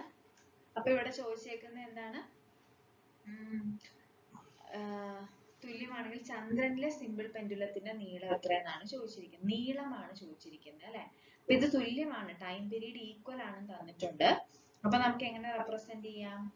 2 pi root of 96 by GE is equal to 2 pi root of 6L by GE. 2 pi വെട്ടിക്കളയാലോ, ഇതിനെ സ്ക്വയർ ചെയ്യാം. So 96 by GE is equal to 6L by GE അല്ലെ. അപ്പൊ നമുക്ക് GE-നെയും GE-നെയും കട്ട് ചെയ്ത് കളയാൻ പറ്റും. അപ്പൊ 96 by 6 എന്ന് പറയുന്നതാണ് L. ഓക്കെ. അപ്പൊ 96 by 6 എന്ന് പറയുമ്പോൾ ഒന്ന് ഡിവൈഡ് ചെയ്യുക. ഒരാൾ 6 ശിഷ്ടം 3 അല്ലെ. എത്രയാണ്? 6 ആണ് 36. സോ എത്രയാണ്? L എന്ന് പറയുന്നത് എത്രയാണ്? 16 ആണ് വരിക. അപ്പൊ റൈറ്റ് ആൻസർ എത്രയാണ്? 16 മീറ്റർ ആണ് നീളം എന്ന് പറയുന്നത് കേട്ടോ. അപ്പൊ അതൊന്ന് ഓർത്തു വെക്കുക, 16 മീറ്റർ. ഓക്കെ, ക്ലിയർ ആണല്ലോ. അപ്പൊ നമ്മുടെ ആൻസർ എന്താണ്? 16 ആണ് ആൻസർ. ഓക്കെ, അടുത്തൊരു ക്വസ്റ്റ്യനിലൂടെ നമുക്ക് ഇത് കൺക്ലൂഡ് ചെയ്യാം. നമുക്ക് നോക്കാം. ഒരു ക്വസ്റ്റ്യൻ ആണ്. നമുക്കൊരു ജസ്റ്റ് ഒരു ട്രിക്ക് ഇക്വേഷനും ഉണ്ട് അല്ലെ. ഒരു കാർ പകുതി ദൂരം 40 km/h വേഗതയിലും ബാക്കി ദൂരം 60 km വേഗതയിലും സഞ്ചരിച്ചാൽ അതിന്റെ ശരാശരി വേഗത എത്ര എന്നാണ് ക്വസ്റ്റ്യൻ ചോദിച്ചിരിക്കുന്നത്. അപ്പൊ ഇത് നമുക്ക് പല രീതിയിൽ ചെയ്യാം. പക്ഷെ ആവറേജ് സ്പീഡിന് ഒരു ഇക്വേഷൻ ഉണ്ട്. എങ്ങനെയാണെങ്കിൽ നമുക്ക് ഇത് യൂസ് ചെയ്യാൻ പറ്റുള്ളൂ, ഡിസ്റ്റൻസ് സെയിം ആണെങ്കിൽ മാത്രം. അപ്പൊ ഇവിടെ പകുതി ദൂരം എന്ന് പറയുമ്പോൾ എന്താണ്? ഡിസ്റ്റൻസ് സെയിം ആണ് അല്ലെ. അപ്പൊ 2s1 s2 by s1 plus s2 ഇതാണ് ഇക്വേഷൻ. അപ്പൊ 2 into s1 എന്ന് വെച്ചാൽ ആദ്യത്തെ സ്പീഡ് 40 into s2 എന്ന് പറയുന്നത് എത്രയാണ്? 60 by s1 plus s2 100 ആണ് വരിക അല്ലെ. 60 plus 40. അപ്പൊ ഇത് വർക്ക്ഔട്ട് ചെയ്യാം. 6 4 24 48 എന്നാണ് ആൻസർ വരിക. 48 km/h ആണ് ആൻസർ വരിക. അപ്പൊ ഇങ്ങനത്തെ ക്വസ്റ്റ്യനുകളൊക്കെ നമുക്ക് ട്രിക്കിലൂടെ വളരെ എളുപ്പത്തിൽ എക്സാമിനേഷൻ പോയിന്റ് ഓഫ് വ്യൂവിൽ നമുക്ക് ചെയ്ത് തീർക്കാൻ പറ്റും. ഓക്കെ. സോ നമ്മുടെ HSCയുടെ പ്രിപ്പറേഷൻസ് നിങ്ങൾ എല്ലാവരും അത്യാവശ്യം നന്നായിട്ട് എക്സാമിന് വേണ്ടി പ്രിപ്പയർ ചെയ്തിട്ടുണ്ടെന്ന് പ്രതീക്ഷിക്കുന്നു. ഇനി നിങ്ങൾ പുതിയതായിട്ടുള്ള കാര്യങ്ങളൊന്നും നോക്കാനുള്ള സമയമല്ല. ഇനി നിങ്ങൾ എന്ത് ചെയ്യണം? നിങ്ങൾ പഠിച്ചു വെച്ചിരിക്കുന്ന കാര്യങ്ങൾ നന്നായിട്ട് റിവൈസ് ചെയ്യുക കേട്ടോ. അപ്പൊ എല്ലാവർക്കും ഓൾ ദ വെരി ബെസ്റ്റ്. നന്നായിട്ട് എക്സാം നിങ്ങൾക്ക് എഴുതാൻ പറ്റും. അപ്പൊ PSC എക്സാം ആണ്. നിങ്ങൾ ശ്രദ്ധിക്കേണ്ട കാര്യം എന്തൊക്കെയാണ്? നെഗറ്റീവ് എക്സാമിൽ നെഗറ്റീവ് നിങ്ങൾ വരുത്തി വെക്കരുത്. നിങ്ങൾക്ക് എന്താണോ അറിയുന്നത് അത് എഴുതുക. കാരണം ചിലപ്പോൾ കട്ട് ഓഫ് എക്സാം ടഫ് ഒക്കെ ആണെങ്കിൽ കട്ട് ഓഫ് ഒത്തിരി താഴെ പോകും. അപ്പൊ ആ സമയം നമ്മൾ എന്താണ്, നമുക്ക് അറിയുന്നത് മാർക്കിനും കൂടുതൽ നെഗറ്റീവ് ഉണ്ടാക്കി വെച്ച് കഴിഞ്ഞാൽ നമുക്ക് ഈ ഒരു അവസരം നഷ്ടപ്പെടും. അപ്പൊ അതുകൊണ്ട് നിങ്ങളുടെ മൈൻഡിൽ നിങ്ങൾക്ക് ഉണ്ടായിരിക്കും നിങ്ങൾക്ക് അത് കറപ്പിക്കണം എന്നുള്ളത്. പക്ഷെ നമ്മൾ അവിടെ ആ ഒരു സമയം നമ്മൾ ആത്മസംയമനം പാലിക്കുക. അധികം ക്വസ്റ്റ്യൻസ് അറിയില്ലാത്തത് കറപ്പിച്ച് നിങ്ങൾ നെഗറ്റീവ് അടിച്ചു വെക്കരുത്. ഓക്കെ. അപ്പൊ ഈ ഒരു കാര്യം നന്നായിട്ട് ശ്രദ്ധിക്കുക. നിങ്ങളിപ്പോ പഠിച്ചെടുത്തോളം കാര്യങ്ങളൊക്കെ മതി. അത് നന്നായിട്ട് റിവൈസ് ചെയ്താൽ തന്നെ നിങ്ങൾക്ക് നല്ലൊരു സ്കൂളിലേക്ക് തീർച്ചയായിട്ടും വരാൻ സാധിക്കും. ഓക്കെ. അപ്പൊ all the very best. Thank you. ടൂസ് അക്കാഡമിയിലേക്ക് ഏവർക്കും സ്വാഗതം. ടൂസ് അക്കാഡമി ഇന്ന് നിങ്ങളുടെ മുമ്പിൽ എത്തിയിരിക്കുന്നത് HSA ഫിസിക്കൽ സയൻസിന്റെ പരീക്ഷയുടെ ഭാഗമായിട്ട് ഒരു റാപ്പിഡ് ഫയർ സെഷനുമായിട്ടാണ്. അപ്പൊ നമുക്ക് ആദ്യമേ കുറച്ച് ചോദ്യങ്ങൾ ഡിസ്കസ് ചെയ്യാം. അതിൽ നിന്ന് ഇത്തരത്തിലുള്ള സമാന സ്വഭാവമുള്ള ചോദ്യങ്ങളും കൂടെ ഇൻക്ലൂഡ് ചെയ്തുള്ള ഒരു സെഷനാണ് നമ്മൾ ഇന്ന് ഇൻക്ലൂഡ് ചെയ്തിരിക്കുന്നത്. അപ്പോൾ നല്ലൊരു പഠനം നിങ്ങൾ മുമ്പോട്ട് വെക്കുക. ലാസ്റ്റ് മിനിറ്റ് ആയി. അപ്പോൾ നല്ല രീതിയിൽ പഠനം നടത്തിയിട്ട് എക്സെപ്ഷണൽ കേസുകളൊക്കെ ഒന്ന് ലാസ്റ്റ് മിനിറ്റ് ഒന്നും കൂടെ ഒന്ന് ഇരുത്തി ഉറപ്പിക്കേണ്ട ആവശ്യം നിങ്ങൾക്കുണ്ട്. അപ്പോൾ എക്സെപ്ഷണൽ കേസുകളൊക്കെ ഒരു സെപ്പറേറ്റ് പേപ്പറിൽ വൈറ്റ് പേപ്പറിലൊക്കെ എടുത്ത് ലാസ്റ്റ് മിനിറ്റ് എന്നോണം എക്സെപ്ഷണൽ കേസുകളൊക്കെ ഒന്ന് മാറ്റി എഴുതി വെക്കുക. അതൊക്കെ റാങ്ക് ഡിറ്റർമിനിങ് ക്വസ്റ്റ്യൻസ് ആയിട്ട് വരുന്നതാണ്. അപ്പോൾ നമുക്ക് നമ്മുടെ റാപ്പിഡ് സെഷനിലേക്ക് കടക്കാം. അപ്പൊ നമുക്ക് ആദ്യത്തേത് ഒരു ഓർഗാനിക് റിയാക്ഷൻ ആണ്. അപ്പൊ ഇത്തരത്തിലുള്ള ക്വസ്റ്റ്യൻസ് ഓർഗാനിക്കിലെ പ്രോഡക്റ്റിനെ പ്രെഡിക്റ്റ് ചെയ്യാനൊക്കെയുള്ള തരത്തിലുള്ള ചോദ്യങ്ങൾ നമുക്ക് പ്രതീക്ഷിക്കാം. ഇവിടെ ആസിഡ് P2O5 ഫോസ്ഫറസ് പെന്റോക്സൈഡുമായി ചേർന്ന് കിട്ടുന്ന പ്രോഡക്റ്റ് ആണ് ചോദിച്ചിരിക്കുന്നത്. അപ്പൊ നമ്മൾ ആദ്യമേ മനസ്സിലാക്കേണ്ട കാര്യം എന്താണ് ഫോസ്ഫറസ് പെന്റോക്സൈഡിന്റെ ഫംഗ്ഷൻ എന്നുള്ളതാണ്. ഫോസ്ഫറസ് പെന്റോക്സൈഡ് P2O5 എന്ന് പറയുന്നത് ഒരു ഡീഹൈഡ്രേറ്റിംഗ് ഏജന്റ് ആണ്. ജലത്തെ എന്ത് ചെയ്യും? ജലത്തെ മാറ്റുന്ന, ജലത്തിനെ എലിമിനേറ്റ് ചെയ്ത് കളയാനായിട്ട് എന്താണ് കഴിവുള്ള ഒരു റിയേജന്റ് ആണ് ഫോസ്ഫറസ് പെന്റോക്സൈഡ്. അതായത് H2O റിമൂവ് ചെയ്യുന്നതായിരിക്കും. അപ്പൊ നമുക്ക് നോക്കാം എങ്ങനെയാണ് അസറ്റിക് ആസിഡ് അല്ലെങ്കിൽ ഒരു ആസിഡ് ഗ്രൂപ്പിലേക്ക് ഫോസ്ഫറസ് പെന്റോക്സൈഡ് വരുമ്പോൾ ഏത് തരത്തിലാണ് പ്രവർത്തനം നടക്കുന്നത് നോക്കാം. അതിനായിട്ട് നമ്മളുടെ റിയാക്ഷനിൽ ഈ പറഞ്ഞ പോലെ ഒരു മോളെ ഉള്ളെങ്കിലും ഈ ഫോസ്ഫറസ് പെന്റോക്സൈഡ് നടക്കുമ്പോൾ വാട്ടറിനെയാണ് എലിമിനേറ്റ് ചെയ്യേണ്ടത്. അതുകൊണ്ട് 2 moles ഓഫ് ആസിഡ് ഉണ്ടായേ മതിയാവൂ. നമ്മൾ അത് അണ്ടർസ്റ്റുഡ് ആണ്, അങ്ങനെ എഴുതുക. ഇനി ഇവിടെ എങ്ങനെയാണ് വാട്ടർ എലിമിനേഷൻ നടക്കുന്നത്? ഈ ഒരു OH ഇവിടെ നിന്ന് ഒരു H കൂടെ പോയി H2O റിമൂവ് ചെയ്ത് ഇനി കിട്ടുന്ന പ്രോഡക്റ്റ് എന്ന് പറയുന്നത് CH3.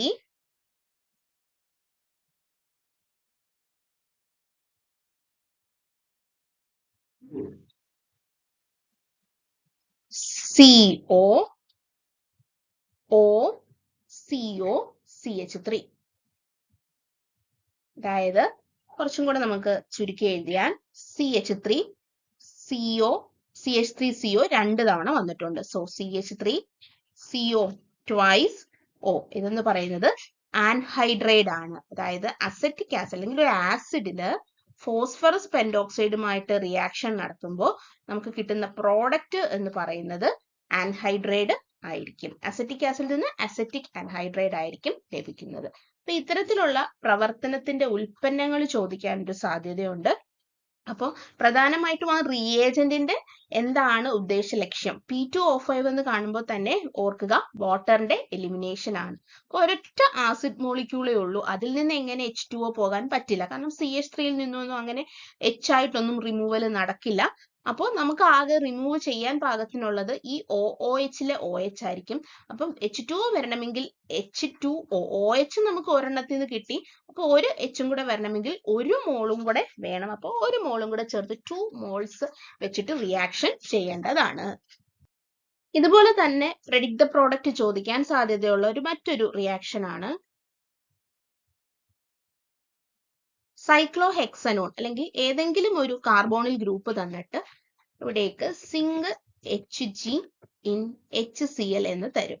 ഇതിൽ നിന്ന് നിങ്ങൾ മനസ്സിലാക്കേണ്ട ഒരു കാര്യമുണ്ട്. Zinc amalgam in acidic condition എന്ന് തന്നാൽ ഇത് ക്ലെമൻസൺ റിഡക്ഷൻ ആണ്. ക്ലെമൻസൺ റിഡക്ഷൻ. ക്ലെമൻസൺ റിഡക്ഷന്റെ പ്രത്യേകത എന്ന് പറയുന്നത് CO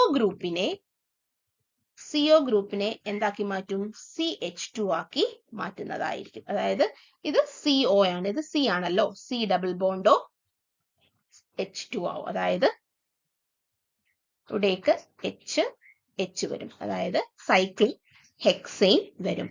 സോ സൈക്ലോ ഹെക്സൈൻ ആയിട്ട് മാറി. അപ്പോൾ C ഡബിൾ ബോണ്ടോ ഉണ്ടെങ്കിൽ അവിടുത്തെ ആ O മാറി, റിമൂവൽ നടക്കും. ഓക്സിജന്റെ റിമൂവലിനെ, അതിനെയാണ് നമ്മൾ എന്തെന്ന് പറയുന്നത്? റിഡക്ഷൻ അല്ലെങ്കിൽ നിരോക്സീകരണം എന്ന് പറയുന്നത്. നിരോക്സീകരണം. സോ സിങ്ക് അമാൽഗം ഒരു നിരോക്സീകരണത്തിന് ഉപയോഗിക്കുന്ന ഒരു റിയേജന്റ് ആണ്. ഈ ഒരു റിയാക്ഷന് പറയുന്നത് ക്ലെമൻസൺ റിഡക്ഷൻ എന്നാണ്. അപ്പോൾ നിങ്ങളോട് ഒരു ക്വസ്റ്റ്യൻ തന്നിട്ട് ഇതിന്റെ പ്രോഡക്റ്റ് പ്രെഡിക്റ്റ് ചെയ്യാനായിട്ട് ചോദിക്കാം. അതുപോലെ തന്നെ ഉണ്ട് വൂൾഫ് കിഷ്ണർ റിയാക്ഷൻ. അതും ഒരു റിഡക്ഷൻ ആണ്. Wolff Kishner reduction. Wolff Kishner റിഡക്ഷനിൽ ഹൈഡ്രസീനും NH2 ഹൈഡ്രസീനും അതുപോലെ തന്നെ ഒരു ബേസും ആണ് നമുക്ക് ഇവിടെ വേണ്ടത്. അപ്പൊ ഇവിടെ ജസ്റ്റ് വ്യത്യാസം റിയേജന്റ് മാത്രം. സിങ്ക് അമാൽഗത്തിന് പകരം ഈ ഹൈഡ്രസീനും ബേസും വരുന്നു എന്നുള്ളതേ ഉള്ളൂ. സെയിം റിയാക്ഷൻ തന്നെയാണ്. CO ഗ്രൂപ്പ് CH2 ആയിട്ട് മാറുന്നതാണ്. അപ്പൊ ഇത്തരത്തിലുള്ള +2 NCERT ടെക്സ്റ്റ് ബുക്കിലുള്ള നെയിംഡ് റിയാക്ഷൻസും ഇതുപോലെ സ്പെസിഫിക് റിയേജന്റ് നൽകുന്ന റിയാക്ഷൻസുകളും കൃത്യമായിട്ട് പഠിക്കണം. അത്തരത്തിലുള്ള ചോദ്യങ്ങൾ നമുക്ക് ചോദിക്കാനുള്ള സാധ്യതയുണ്ട്. അടുത്തത് HSIയുടെ സിലബസിൽ പറയുന്ന ഒരു പെർട്ടിക്കുലർ ആയിട്ട് എടുത്തു പറയുന്ന റിയേജന്റ് ആണ് ഗ്രിനാർഡ് റിയേജന്റ്. അപ്പൊ അതിൽ നിന്ന് നമുക്കൊരു റിയാക്ഷൻ, അതിന്റെ ആപ്ലിക്കേഷൻ പ്രതീക്ഷിക്കാവുന്നതാണ്. അപ്പോൾ ഇങ്ങനെ ആയിരിക്കാം ചോദ്യം വരുന്നത്. CH3CO CH3 CH3 MgBr H3O plus. അപ്പൊ ആദ്യമേ ഇത് മനസ്സിലാക്കുക, ഇതൊരു കാർബോണിൽ കോമ്പൗണ്ട് ആണ്.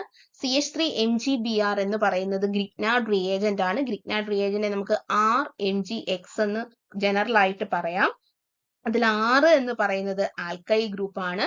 മഗ്നീഷ്യം ഉണ്ട്. X ഏതെങ്കിലും ഹാലജൻ ആകാം. അപ്പൊ ഇവിടെ തന്നിരിക്കുന്ന റിയാക്ഷനിൽ ഒരു കാർബോണിൽ കോമ്പൗണ്ട് ആണ്. അതിലേക്ക് ഗ്രിഗ്നാർഡ് റിയേജന്റ് റിയാക്ട് ചെയ്യുമ്പോൾ എന്ത് സംഭവിക്കും? അപ്പൊ എടുത്ത സിലബസിൽ കൃത്യമായിട്ട് എടുത്തു പറയുന്നതാണ് ഗ്രിഗ്നാർഡ് റിയേജന്റ്. അപ്പൊ അതുകൊണ്ട് തന്നെ ഗ്രിഗ്നാർഡ് റിയേജന്റ് ഒരു റിയാക്ഷൻ നമുക്ക് പ്രതീക്ഷിക്കാവുന്നതാണ്. അപ്പൊ ആദ്യമേ തന്നെ ഇതിന്റെ അഡീഷൻ.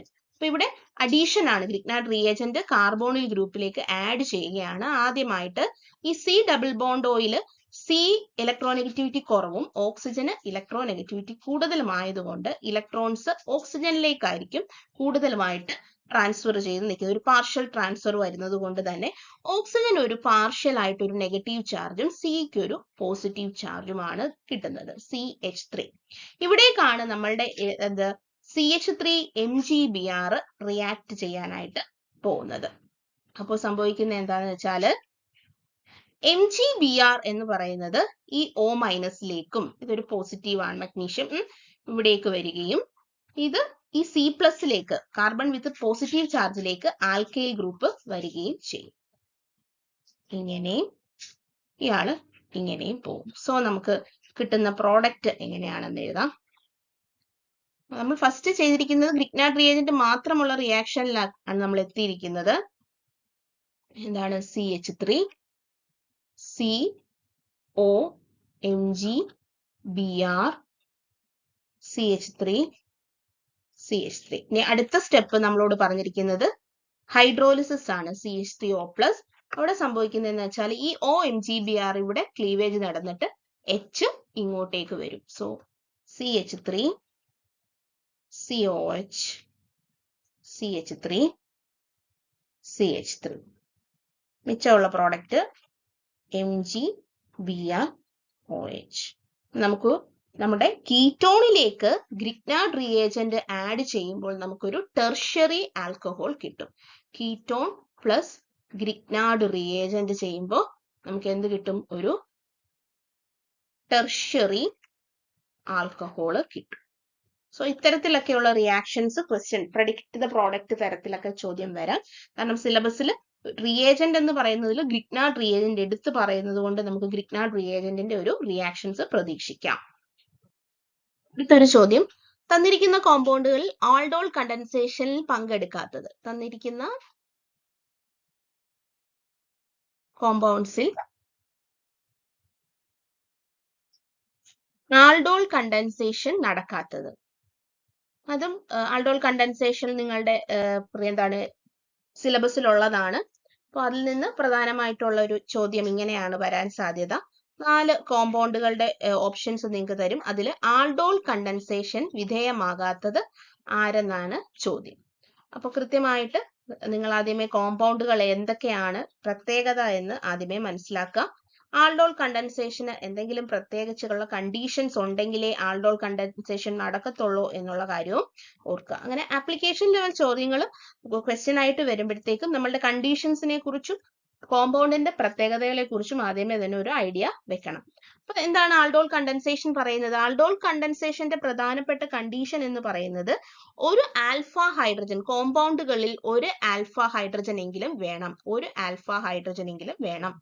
ഇവിടെ തന്നിരിക്കുന്ന എല്ലാം തന്നെ കാർബോണിൽ ഗ്രൂപ്പാണ്. ആദ്യത്തേത് CH3CHO ആണ്, അസെറ്റാൽഡിഹൈഡ് ആണ്. രണ്ടാമത്തേത് ബെൻസാൽഡിഹൈഡ് ആണ്. അടുത്തതും ഒരു കീറ്റോൺ അസെറ്റോൺ ആണ്. അടുത്തത് ഒരു ആൽഡിഹൈഡ് തന്നെയാണ്. ആ ആൽഡിഹൈഡ് എന്ന ഫങ്ഷണൽ ഗ്രൂപ്പിലേക്ക് അറ്റാച്ച് ചെയ്തിരിക്കുന്ന ഫസ്റ്റ് കാർബണിലുള്ള ഹൈഡ്രജൻ ആറ്റത്തിനെയാണ് ആൽഫ ഹൈഡ്രജൻ ആറ്റം എന്ന് വിളിക്കുന്നത്. ആൽഫ ഹൈഡ്രജൻ ആറ്റം എന്ന് വിളിക്കുന്നത്. CH3CHOയിലെ CHO ആണ് ഫങ്ഷണൽ ഗ്രൂപ്പ്. CHO എന്ന ഫങ്ഷണൽ ഗ്രൂപ്പ് അറ്റാച്ച് ചെയ്തിരിക്കുന്ന കാർബണിൽ 3 ഹൈഡ്രജൻ ഉണ്ട്. അതുകൊണ്ട് 3 ആൽഫ ഹൈഡ്രജൻ ഉണ്ട്. രണ്ടാമത്തെ കോമ്പൗണ്ടിൽ CHO എന്ന് അറ്റാച്ച് ചെയ്തിരിക്കുന്ന ഈ ഒരു സിയിലേക്ക് അവിടെ ഹൈഡ്രജൻസ് ഒന്നും തന്നെ ഇല്ല. കാരണം അത് ബെൻസീനിലേക്കാണ് അറ്റാച്ച് ചെയ്തിരിക്കുന്നത്. So no alpha hydrogen.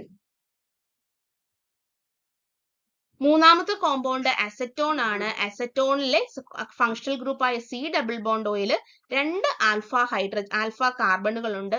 അതിൽ 3 ഹൈഡ്രജൻസും ഉണ്ട്. അങ്ങനെ മൊത്തം 6 ആൽഫ ഹൈഡ്രജൻ ആറ്റം അസറ്റോണിലും ഉണ്ട്. അടുത്ത കോമ്പൗണ്ടിൽ CHO എന്ന ഫങ്ഷണൽ ഗ്രൂപ്പിൽ അറ്റാച്ച് ചെയ്തിരിക്കുന്ന കാർബണിൽ എന്തെങ്കിലും ഹൈഡ്രജൻസ് ഉണ്ടോ? ഹൈഡ്രജൻസ് ഒന്നും തന്നെ ഇല്ല. നോ ഹൈഡ്രജൻ ആണ് ഡിയിലും, നോ ആൽഫ ഹൈഡ്രജൻ ആണ്. അതുകൊണ്ട് തന്നെ നമ്മുടെ ബെൻസാൾഡിഹൈഡും ബിയും ഡിയും എന്ത് തരില്ല? ആൾഡോൾ കണ്ടൻസേഷൻ നൽകില്ല. ആൾഡോൾ കണ്ടൻസേഷൻ നൽകില്ല. അപ്പൊ ഇങ്ങനത്തെയൊക്കെ ചോദ്യങ്ങൾ നമുക്ക് എന്ത് ചെയ്യാൻ പറ്റും? നമുക്ക് പ്രതീക്ഷിക്കാം. അപ്പൊ കഴിഞ്ഞ ആദ്യമേ ഞാൻ ഡിസ്കസ് ചെയ്ത ക്വസ്റ്റ്യൻ ആ P2F5-ൻ്റെത് ലാസ്റ്റ് തവണ നടന്ന എക്സാമിന് ചോദിച്ച ചോദ്യമാണ്. അപ്പൊ അതിനെ അടിസ്ഥാനപ്പെടുത്തിക്കൊണ്ട് വരാൻ പറ്റുന്ന ഓർഗാനിക്കിലെ ക്വസ്റ്റ്യൻസ് ആണ് ഇപ്പോൾ ഡിസ്കസ് ചെയ്തത്. അപ്പോൾ ഇത്തരത്തിലൊക്കെ ഓർഗാനിക്കിന്റെ റിയാക്ഷൻസും റിയേജൻസും ഒക്കെ ഈ ഒരു പെർസ്പെക്റ്റീവിൽ വേണം നിങ്ങൾ വർക്ക്ഔട്ട് ചെയ്ത് പോകാൻ. അടുത്ത ചോദ്യം, കാനിസാറോ റിയാക്ഷൻ നൽകാത്ത കോമ്പൗണ്ട്. കാനിസാറോ റിയാക്ഷൻ നൽകാത്ത കോമ്പൗണ്ട് ഏതാണെന്നാണ് നോക്കേണ്ടത്. ആൾഡോൾ കണ്ടൻസേഷൻ പറഞ്ഞു, കാനിസാറോ റിയാക്ഷൻ. ഓപ്ഷൻ നമുക്ക് നോക്കാം. Option A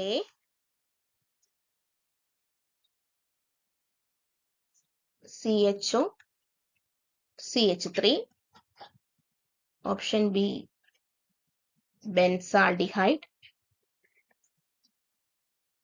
option C HCHO, option D acetaldehyde. Aldol കണ്ടൻസേഷനിൽ ആൽഫ ഹൈഡ്രജൻ വേണമെങ്കിൽ കാൻസാറോ റിയാക്ഷനിൽ ആൽഫ ഹൈഡ്രജൻ പാടില്ല. കാൻസാറോ റിയാക്ഷൻ നടക്കണമെങ്കിൽ കോമ്പൗണ്ടുകളിൽ എന്ത് കാണരുത്? ആൽഫ ഹൈഡ്രജൻ കാണരുത്. ആദ്യത്തെ ഓപ്ഷൻ നോക്കാം. ഇവിടെ CHO എന്ന ഫങ്ഷണൽ ഗ്രൂപ്പിൽ അറ്റാച്ച് ചെയ്തിരിക്കുന്ന കാർബണിലേക്ക് ഹൈഡ്രജൻ ഒന്നും തന്നെ ഇല്ല. So no alpha hydrogen Cannizzaro reaction undergo ചെയ്യും. ബി കോമ്പൗണ്ടിൽ CHOയിൽ അറ്റാച്ച് ചെയ്തിരിക്കുന്ന കാർബണിൽ നോ ആൽഫ ഹൈഡ്രജൻ ആണ്. അയാളും എന്ത് ചെയ്യും? കാൻസാറോ റിയാക്ഷൻ അണ്ടർഗോ ചെയ്യും. അടുത്ത ഫോർമാൽഡിഹൈഡ് ആണ്. അവിടെ എന്താണ്? ആൽഫ ഹൈഡ്രജൻ ഇല്ല. CHO അവിടെ എന്തില്ല? കാർബൺ ഇല്ല. സോ മീൻസ് തൊട്ടിപ്പുറത്തില്ല. So no alpha hydrogen. അടുത്തത് ഡി ഓപ്ഷൻ ആണ്. CH3CHO ആണ്. CHOയിൽ അറ്റാച്ച് ചെയ്തിരിക്കുന്ന കാർബണിൽ 3 ആൽഫ ഹൈഡ്രജൻ ഉണ്ട്. സോ അയാൾ എന്ത് അണ്ടർഗോ ചെയ്യില്ല? കാനിസാറോ റിയാക്ഷൻ അണ്ടർഗോ ചെയ്യില്ല. ബാക്കി 3 ആൾക്കാരും ആൽഫ ഹൈഡ്രജൻ ഇല്ല എന്ന കണ്ടീഷൻ സാറ്റിസ്ഫൈ ചെയ്യുന്നത് കൊണ്ട് 1, 2, 3 കാനിസാറോ റിയാക്ഷൻ നൽകും. നേരെ മറിച്ച് അസറ്റാൽഡിഹൈഡ് 3 ആൽഫ ഹൈഡ്രജൻ ഉള്ളത് കൊണ്ട് അയാൾ കാനിസാറോ റിയാക്ഷൻ അണ്ടർഗോ ചെയ്യില്ല. അടുത്തത് സോഡാലൈം എന്ന റിയേജന്റ്. നമ്മൾ ആദ്യമേ ഒരു റിയേജന്റ് പഠിച്ചു. എന്താണ്? P2O5 എന്ന റിയേജന്റിനെ കുറിച്ച് പഠിച്ചു. ഇനി അടുത്തത് സോഡാലൈം എന്ന റിയേജന്റിന്റെ പ്രത്യേകതയാണ് ചോദിക്കുന്നത്. എന്താണ് സോഡാലൈം എന്ന് ആദ്യമേ അറിയുക. എന്തിന്റെ മിശ്രിതമാണ് സോഡാലൈം? എന്തിന്റെ മിശ്രിതമാണ് സോഡാലൈം എന്ന് പറയുന്നത്? കാൽസ്യം ഓക്സൈഡും സോഡിയം ഹൈഡ്രോക്സൈഡിന്റെയും കൂടെ ഒരു മിശ്രിതമാണ് എന്തെന്ന് പറയുന്നത്? സോഡാ ലൈം എന്ന് പറയുന്നത്. സോഡാ ലൈം എന്ന് പറയുന്നത്. സോഡാ ലൈമിന്റെ യൂസ് എന്ന് പറയുന്നത് കാർബൺ ഡയോക്സൈഡിനെ അബ്സോർബ് ചെയ്യുക എന്നുള്ളതാണ്. കാർബൺ ഡയോക്സൈഡിനെ എലിമിനേറ്റ് ചെയ്യുകയാണ്. ഇപ്പൊ P2O5 ഒരു ഡീഹൈഡ്രേറ്റിംഗ് ഏജന്റ് ആണെങ്കിൽ സോഡാ ലൈം ഒരു ഡീകാർബോക്സിലേറ്റിംഗ് ഏജന്റ് എന്ന് പറയാം. അതുകൊണ്ട് തന്നെ ഇവിടെ ഡീകാർബോക്സിലേഷൻ ആണ് നടക്കുന്നത്. ഡീകാർബോക്സിലേഷൻ നോക്കിക്കേ, നിങ്ങളുടെ മലയാളം ക്വസ്റ്റ്യനിൽ ഡീകാർബോക്സിലേഷൻ മംഗ്ലീഷ് ആയിട്ട് തന്നെയാണ് കൊടുത്തിരിക്കുന്നത്. അപ്പൊ സോഡാലൈം എന്ന റിയേജന്റിന്റെ പ്രത്യേകത നമ്മളിവിടെ പഠിച്ചു കഴിഞ്ഞു. ഡീകാർബോക്സിലേഷൻ എന്തിന്റെ റിമൂവൽ ആണ്? നമ്മളുടെ കാർബൺ ഡയോക്സൈഡിന്റെ റിമൂവൽ ആണ്. എങ്ങനെയാണ് റിമൂവ് ചെയ്യുന്നത് നോക്കാം. RCOHO അല്ലെങ്കിൽ RCOONA സോഡിയം സോൾട്ടോ, ആസിഡിന്റെ സോഡിയം സോൾട്ടോ ഒക്കെ വരുമ്പോഴത്തേക്കും സോഡാലൈം ഇവിടെ റിയാക്ട് ചെയ്തുകൊണ്ട് അവിടെ എന്ത് സംഭവിക്കും? കാർബൺ ഡയോക്സൈഡിനെ COO2 റിമൂവ് ചെയ്ത് അത് RH ആയി മാറുന്നു. അതായത് ആൽക്കെയിൻ ആയിട്ട് മാറുന്നു. ഒരു സിമ്പിൾ ഹൈഡ്രോ കാർബൺ ആയിട്ട് മാറുന്നു.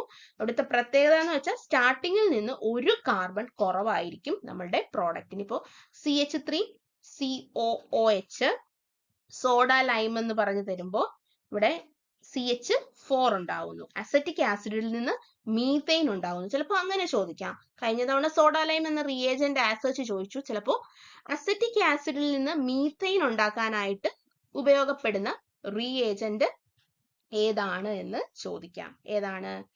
കാരണം അസറ്റിക് ആസിഡിൽ നിന്ന് CH3COH ൽ നിന്ന് CH4 ആണെങ്കിൽ അവിടെ കാർബൺ ഡൈ ഓക്സൈഡ് ആണ് എലിമിനേറ്റ് ചെയ്തിരിക്കുന്നത്. അപ്പൊ കാർബൺ ഡൈ ഓക്സൈഡ് പോണെങ്കിൽ കാർബൺ ഡൈ ഓക്സൈഡിനെ എലിമിനേറ്റ് ചെയ്യുന്ന ഒരു റിയേജന്റിന് ആവശ്യമുണ്ട്. അതെന്ന് പറയുന്നത് സോഡ ലൈമാണ്. RCONAയും അങ്ങനെ തന്നെയാണ്. അവിടെ ഒരു ഹൈഡ്രോലിസിസും കൂടെ നടന്നാണ് ആ NA മാറി അവസാനം RH തന്നെ വരുന്നത്. സോഡിയം ഹൈഡ്രോക്സൈഡും കാൽസ്യം ഓക്സൈഡിന്റെയും കൂടെ ഒരു മിശ്രിതമാണ്, ക്യുക്ലൈമിന്റെയും കൂടെ ഒരു മിശ്രിതമാണ് എന്തെന്ന് പറയുന്നത് സോഡ ലൈം എന്ന് പറയുന്നത്. അപ്പോൾ ഇത്തരത്തിലുള്ള റിയേജന്റുകളൊക്കെ ഓർഗാനിക്കിലുള്ള ഇത്തരത്തിൽ നമ്മൾ സിലബസ് പ്രകാരമുള്ള റിയേജന്റ് ഒക്കെ സ്പെസിഫൈ ചെയ്തൊന്ന് നോക്കുക. ഓക്കെ, അടുത്ത ചോദ്യം, താഴെ കൊടുത്തിരിക്കുന്ന ഏതുമായി പ്രവർത്തിക്കുമ്പോഴാണ് C2H5OH അതായത് എത്തനോൾ പഴങ്ങളുടെ മണം ഉൽപ്പാദിപ്പിക്കുന്നത്? അപ്പൊ എത്തനോള് എന്തുമായി റിയാക്ട് ചെയ്യുമ്പോഴാണ് പഴങ്ങളുടെ മണം വരുന്നത്? അപ്പൊ തന്നിരിക്കുന്ന കോമ്പൗണ്ടുകൾ ഒന്ന് വിശകലനം ചെയ്യുക. ആദ്യത്തത് PCl5, അടുത്തത് ആസിഡ് ആണ്, അടുത്തത് ഒരു കീറ്റോൺ ആണ്, അടുത്തത് കാർബൺ ഡൈ ഓക്സൈഡ് ആണ്. പഴങ്ങളുടെ മണം തരണമെങ്കിൽ ആ ഉൽപ്പന്നം ഏതായിരിക്കണം? എസ്റ്റർ ആയിരിക്കണം. എസ്റ്ററുകൾക്കാണ് പഴങ്ങളുടെ മണം, ഫ്രൂട്ടി സ്മെല്ലുകൾ ഉള്ളത് എസ്റ്ററുകൾക്കാണ്. So ethanol CH3 CH2OH ആസിഡുമായിട്ട് CH3COH നമുക്ക് നോക്കാം. HO C double bond O CH3 react ചെയ്യുമ്പോൾ എസ്റ്റർ കിട്ടുന്നു നോക്കാം. OH H CH3 CH2 O C double bond O CH3 RCOR ആണ് എസ്റ്റർ എന്ന് പറയുന്നത്. ഇത് R, ഇത് COO, ഇത് അടുത്തൊരു R. സോ അത് എസ്റ്റർ ആകുന്നു. സോ ഇങ്ങനത്തെയൊക്കെ ഇൻഡയറക്റ്റ് ചോദ്യം വരുമ്പോൾ നമ്മൾ ഇതുപോലെ റിയാക്ഷൻ എഴുതുക. തന്നിരിക്കുന്ന കോമ്പൗണ്ടുകളിൽ ഇതുപോലെയുള്ള വാട്ടർ എലിമിനേഷനോ അതല്ലെങ്കിൽ കാർബൺ ഡൈ ഓക്സൈഡ് എലിമിനേഷനോ ഒക്കെ പോസിബിലിറ്റി ഉണ്ടോ എന്നൊക്കെ നോക്കുക. ഓർഗാനിക്കിന്റെ റിയാക്ഷൻസ് പ്രഡിക്ഷൻ വളരെ എളുപ്പമാണ്. MSc ലെവലിലൊന്നും പ്രോഡക്റ്റ് പ്രഡിക്ഷൻ ഒന്നും ചോദിക്കില്ല. സിമ്പിൾ ആയിട്ടുള്ള പ്രോഡക്റ്റ് പ്രഡിക്ഷൻ ആയിരിക്കും ചോദിക്കുന്നത്. അപ്പൊ ഇത്രയും ഇൻഡയറക്റ്റ് ആയിട്ട് പഴങ്ങളുടെ മണം എന്നൊക്കെ പറയുമ്പോൾ നമുക്ക് മനസ്സിലാവേണ്ട ഒരു കാര്യമാണ് എസ്റ്ററുകൾക്കാണ് ഫ്രൂട്ടി സ്മെല്ലുകൾ ഉള്ളത് എന്നുള്ളത്. അപ്പൊ ഇത്തരത്തിലുള്ള ചോദ്യങ്ങളൊക്കെ നമുക്ക് പ്രതീക്ഷിക്കാം. ഓക്കെ, അടുത്തത് ഫിസിക്കലി എന്ന് വരുന്നതാണ്. ഇത് ആക്ച്വലി ഒരു ലേ ഷാറ്റ്ലേസ് പ്രിൻസിപ്പിളിന്റെ ആപ്ലിക്കേഷൻ ആണ്. ലേ ഷാറ്റ്ലേസ് പ്രിൻസിപ്പിൾ ഒരുപാട് നമുക്ക് പ്രതീക്ഷിക്കാവുന്ന ഒരു ടോപ്പിക്കാണ് ലേ ഷാറ്റ്ലേസ് പ്രിൻസിപ്പിൾ. അപ്പോൾ ഇത്രയേ ഉള്ളൂ ലേ ഷാറ്റ്ലേസ് പ്രിൻസിപ്പിൾ. നമ്മൾ എക്സ്റ്റേണൽ ഏജന്റ് ഒരു സിസ്റ്റം വളരെ ശാന്തമായിട്ട് പൊക്കോണ്ടിരിക്കുന്ന ഇക്വിലിബ്രിയത്തിൽ ഇരിക്കുന്ന ഒരു സിസ്റ്റത്തിലേക്ക് നമ്മൾ എക്സ്റ്റേണൽ ഏജന്റ് വന്നിട്ട് അതിനെ നശിപ്പിക്കാൻ ശ്രമിക്കുമ്പോൾ എന്താ ചെയ്യുക? സിസ്റ്റം അതിനെ എതിർക്കാനായിട്ട് ശ്രമിക്കും. നമ്മൾ ഒരു രണ്ടിടി കൊടുക്കുമ്പോൾ അല്ലെങ്കിൽ നമ്മൾ അതിനെ എന്താ പറയുക, നമ്മൾ അവിടേക്ക് പ്രഷർ കൊടുക്കുമ്പോൾ സിസ്റ്റം പ്രഷർ കൂട്ടുന്നു. നമ്മൾ പ്രഷർ കുറയ്ക്കുകയാണെങ്കിൽ അയാള് പ്രഷർ കൂട്ടുന്നു. നമ്മൾ പ്രഷർ കൂട്ടുവാണെങ്കിൽ അയാൾ പ്രഷർ കുറയ്ക്കുന്നു. നമ്മൾ ടെമ്പറേച്ചർ കൂട്ടുവാണെങ്കിൽ അയാൾ ടെമ്പറേച്ചർ കുറയ്ക്കാനുള്ള വഴി നോക്കുന്നു. നമ്മൾ റിയാക്ടന്റിന്റെ സൈഡിൽ കുറെ റിയാക്ടന്റിനെയും കൂടെ വാരി ഒഴിക്കുമ്പോൾ അയാൾ എന്ത് ചെയ്യുന്നു? ആ റിയാക്ടന്റിന്റെ എണ്ണം കുറയ്ക്കാനായിട്ട് നോക്കുന്നു. അതായത് ഏകദേശം ഒരു ന്യൂട്ടൺസ് ലോ പോലെ ഓപ്പോസിറ്റ് ആയിട്ട് ചെയ്യുന്നു, ഈക്വൽ ആൻഡ് ഓപ്പോസിറ്റ് ആയിട്ട് ചെയ്യുകയാണ് ചെയ്യുന്നത്. ഇത്രയാണ് ലേ ഷാറ്റ്ലേസ് പ്രിൻസിപ്പിൾ പറയുന്നത്. അപ്പൊ ഇവിടെ നമുക്ക് ക്വസ്റ്റ്യൻ നോക്കാം. AgCl + Ki equilibrium KCl + AgI സന്തുലനാവസ്ഥ പ്രാപിച്ച, സന്തുലനാവസ്ഥ മീൻസ് റിവേഴ്സിബിലിറ്റി ആണ്, ഇക്വിലിബ്രിയം, സന്തുലനാവസ്ഥ ഇക്വിലിബ്രിയം അതായത് ഈ ഒരു സന്തുലനാവസ്ഥ പ്രാപിച്ച ഈ രാസപ്രവർത്തനത്തിൽ ഇപ്പൊ ഇക്വിലിബ്രിയത്തിൽ ഓടിക്കൊണ്ടിരിക്കുകയാണ്. ഈ ഒരു കെമിക്കൽ റിയാക്ഷനിൽ KI വീണ്ടും ഞാൻ ചേർക്കുന്നു. അപ്പൊ ഇവിടെ KI എന്താണ് നോക്കുക? ഉൽപ്പന്നമാണോ, അഭികാരമാണോ, റിയാക്ടന്റ് ആണോ, അതോ പ്രോഡക്റ്റ് ആണോ? യെസ്, KI എന്ന് പറയുന്നത് റിയാക്ടന്റിന്റെ സൈഡിലാണ്. അപ്പൊ ഇവിടെ നമ്മൾ എന്താ ചെയ്യാൻ ശ്രമിച്ചത്? KI വീണ്ടും ചേർക്കുന്നു. അപ്പൊ സിസ്റ്റം എന്ത് ചെയ്യും? നമ്മൾ വീണ്ടും റിയാക്ടന്റിനെ ആഡ് ചെയ്യുന്നു. അപ്പൊ എന്ത് ചെയ്യും സിസ്റ്റം? അത് കുറയ്ക്കാനായിട്ട് നോക്കുന്നു. റിയാക്ടന്റിനെ നമ്മൾ കൂട്ടുമ്പോൾ അയാൾ റിയാക്ടന്റിനെ കുറയ്ക്കുന്നത് എങ്ങനായിരിക്കും? പ്രോഡക്റ്റ് ആയി മാറിക്കൊണ്ടായിരിക്കും. റിയാക്ടന്റ് നമ്മൾ കൂട്ടുമ്പോൾ അയാൾ റിയാക്ടന്റിനെ കുറയ്ക്കുന്നത് ആ റിയാക്ടന്റിനെ എല്ലാം കൺവേർട്ട് ചെയ്ത് പ്രോഡക്റ്റ് ആയാൽ പിന്നെ അവിടെ റിയാക്ടന്റ് അവശേഷിക്കില്ല, കുറഞ്ഞുകൊണ്ടേയിരിക്കും.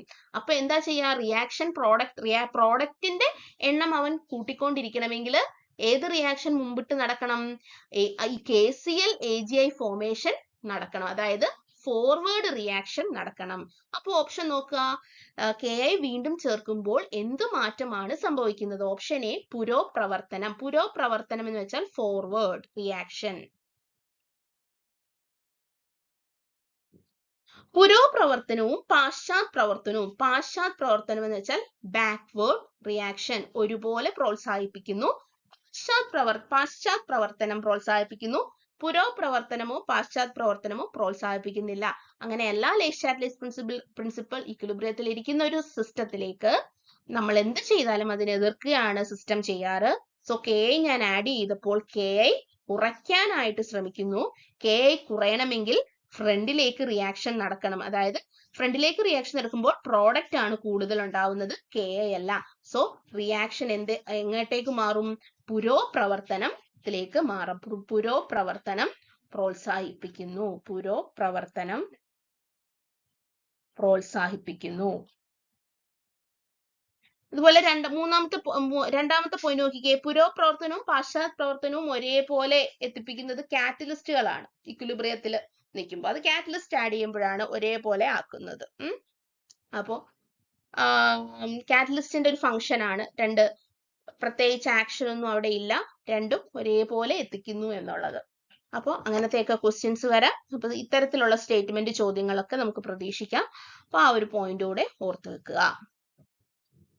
അടുത്തത് സന്തുലന സ്ഥിരാങ്കം കാണാനാണ്, ഇക്വിലിബ്രിയം കോൺസ്റ്റന്റ്. ഇക്വിലിബ്രിയം കോൺസ്റ്റന്റ് നോക്കിക്കേ, A+2B ഇക്വിലിബ്രിയം 2C, അതിന്റെ ഇക്വിലിബ്രിയം കോൺസ്റ്റന്റ് Kc 40 ആണെങ്കിൽ C ഇക്വിലിബ്രിയം B+12A Kc എന്താണെന്നാണ് ചോദിക്കുന്നത്. അപ്പൊ ഒന്ന് കമ്പയർ ചെയ്തേ ഫസ്റ്റും സെക്കൻഡും. A+2B giving 2C. അപ്പൊ ഇവിടെ രണ്ടാമത് നമ്മളോട് ചോദിച്ചിരിക്കുന്ന ചോദ്യത്തിലേക്ക് നേരെ ഇത് റിവേഴ്സ് ചെയ്തു. അപ്പൊ നമുക്ക് ആദ്യമേ അങ്ങ് റിയാക്ഷനെ റിവേഴ്സ് ചെയ്യാം. അതായത് A+2B ഗിവിംഗ് 2C നമ്മുടെ ചോദ്യം C ഗിവിംഗ് ആയി. അപ്പൊ ജസ്റ്റ് റിവേഴ്സ് ചെയ്യുന്നു ഫസ്റ്റ് ഇക്വേഷനെ. 2C equilibrium 2B + A. നമ്മൾ എപ്പോഴും ഒരു ഇക്വിലിബ്രിയം റിയാക്ഷനെ റിവേഴ്സ് ചെയ്യുന്നോ അപ്പൊ പുതിയ Kc എന്ന് പറയുന്നത് എന്താവും? റെസിപ്രോക്കൽ ആവും, 1/40 ആവും. കാരണം നമ്മൾ ഇവിടെ റിയാക്ഷനെ റിവേഴ്സ് ചെയ്തപ്പോ എന്താണ്, ഇക്വിലിബ്രിയം കോൺസ്റ്റന്റും മാറുന്നു, അത് ജസ്റ്റ് റെസിപ്രോക്കൽ ആയിട്ട് മാറുന്നു. അത് കഴിഞ്ഞല്ലോ. അപ്പം ഇനി പക്ഷെ നമ്മളോട് ചോദിച്ചിരിക്കുന്നത് C ആണ്, നമുക്ക് റിവേഴ്സ് ചെയ്തപ്പോ കിട്ടിയതോ 2C ആണ്. ഇനി അടുത്ത സ്റ്റെപ്പ് എന്തായിരിക്കും? അടുത്ത സ്റ്റെപ്പ് എന്ന് പറയുന്നത് നമുക്ക് എന്ത് ചെയ്യണം? നമുക്ക് അയാളെ ഒന്ന് ഡിവൈഡ് ചെയ്ത് മാറ്റുക. അതായത് ഒന്ന് നോക്കിക്കേ,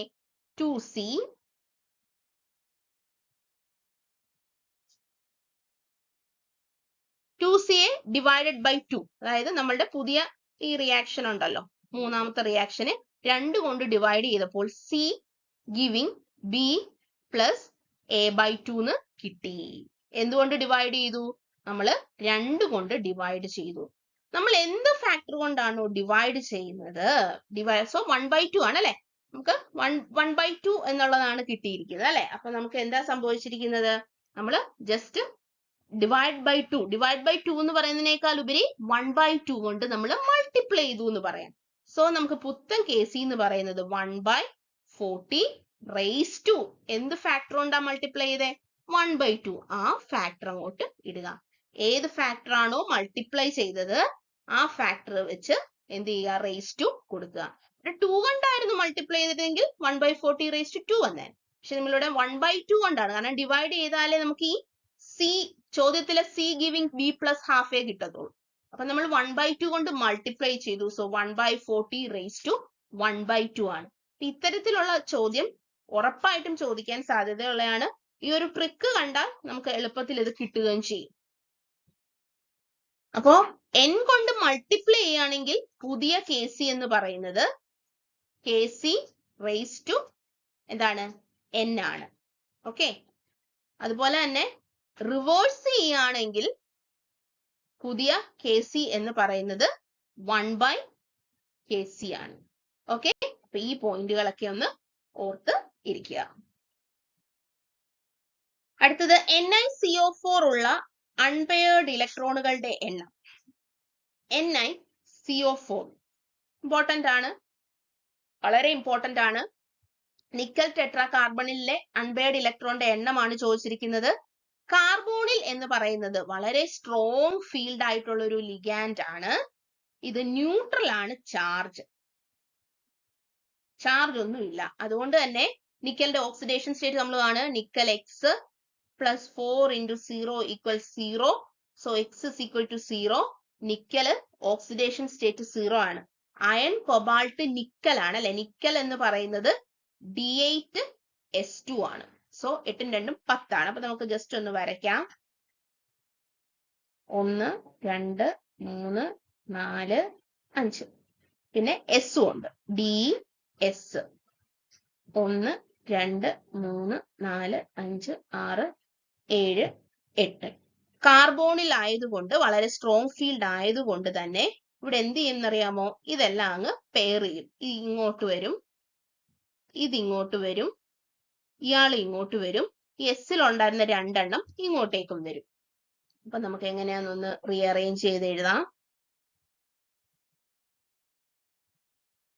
പെട്ടെന്ന് എല്ലാവരും nickel is in +2 oxidation state എന്നുള്ള രീതിയിൽ പോകും. പക്ഷെ ഈ ഒരു പോയിന്റ് നമ്മൾ ഓർക്കേണ്ടതാണ്. അപ്പൊ എങ്ങനെ വരുമെന്ന് അറിയാമോ? 1 2 3 1 2 3 4 5 എസ് അല്ലേ. 1 2 3 4 5 6 7 8. നോക്കിക്കേ, ഇത് ഇവിടുത്തെ എ ബി, ഇത് രണ്ടും കൂടെ ഇവിടെ വന്നു, ഇത് രണ്ടും കൂടെ ഇപ്പുറത്ത് വന്നു, ഈ എസ്സിൽ അത് ഇവിടെ വന്നു. അപ്പൊ മൊത്തം എന്താണ്? എല്ലാം പെയർഡ് ഇലക്ട്രോൺസ് ആണ്. എല്ലാം പെയർഡ് ഇലക്ട്രോൺസ് ആണ്. അതുകൊണ്ട് തന്നെ അൺപെയർഡ് ഇലക്ട്രോണുകളുടെ എണ്ണം 0 ആകുന്നു. ഇതിന്റെ ഹൈബ്രിഡൈസേഷൻ sp3 ആണ്. sp3 ആണ് ഇതിന്റെ ഹൈബ്രിഡൈസേഷൻ. ടെട്രാഹിഡ്രൽ ഷേപ്പ് ഒക്കെയാണ്. അപ്പൊ നമ്മൾ പെട്ടെന്ന് വിചാരിക്കും ടെട്രാഹിഡ്രൽ ആണ്, ഹൈ സ്പിൻ ആണ്, അൺപെയർഡ് ഇലക്ട്രോൺ ഒക്കെ ഉണ്ടാവും എന്നൊക്കെ വിചാരിക്കും. പക്ഷെ അങ്ങനെയല്ല. ഇവിടെ CO എന്ന ലിഗാൻഡ് നിൽക്കുന്നത് കൊണ്ട്, പിന്നെ അയാൾ ന്യൂട്രൽ ആയതുകൊണ്ടും ഈ തരത്തിലാണ് ഇവിടെ ഒരു അറേഞ്ച്മെന്റ് നടക്കുന്നത്. ഒരു എക്സെപ്ഷണൽ കേസ് കൂടെ പറയാം. Ru H2O 6 2+. ഇതിൽ അൺപെയർഡ് ഇലക്ട്രോണിന്റെ എണ്ണം കണ്ടുപിടിക്കാൻ. റുതീനിയം H2O എന്താണ്? ഈ പറഞ്ഞ പോലെ ന്യൂട്രൽ ലിഗാൻഡ് ആണ്. റുതീനിയം +2 ആണ്. സോ അയൺ, റുതീനിയം, ഓസ്മിയം, ഫിറോസ് എന്ന് ഓർക്കുക. D6 ആണ് അല്ലെ. D6 എന്ന് പറയുമ്പോ 1 2 3 1 2 3 4 5 1 2 3 4 5 6. അപ്പൊ നമ്മൾ നോക്കും, H2O അല്ലേ, വീക്ക് ഫീൽഡ് ലിഗാൻഡ് അല്ലേ, അപ്പൊ ഇങ്ങനെ ആയിരിക്കും എന്ന് വിചാരിക്കും. പക്ഷെ അങ്ങനെയല്ല. റുതീനിയം ഒരു 5D എലമെന്റ്, 4D എലമെന്റ് ആണ്. ഇത് 4D, ഓസ്മിയം 5D. 4Dയിലും 5Dയിലും ഒക്കെ, 3D അല്ല, 4Dയിലും 5Dയിലും ഒക്കെ ഏത് ലിഗാൻഡ് വന്നാലും നമ്മൾ ലിഗാൻഡിനെ നോക്കുകയേ വേണ്ട. അവര് ലോ സ്പിൻ ആയിരിക്കും. അവിടെ എന്താണ്, ഒരു പെയറിങ്, ഈ പറഞ്ഞ ഇലക്ട്രോൺസ് എല്ലാം തന്നെ പെയർ ചെയ്ത് പോകും. ഇങ്ങോട്ടേക്ക്, ഇയാളെങ്ങോട്ടേക്ക്, ഇയാളെങ്ങോട്ടേക്ക്, ഇവരെല്ലാം പെയർഡ് ആയിട്ട് മാറും. ലോ സ്പിൻ കോംപ്ലക്സ് ആയിരിക്കും. അല്ലെങ്കിൽ ഇന്നർ ഓർബിറ്റൽ കോംപ്ലക്സ് ആയിരിക്കും.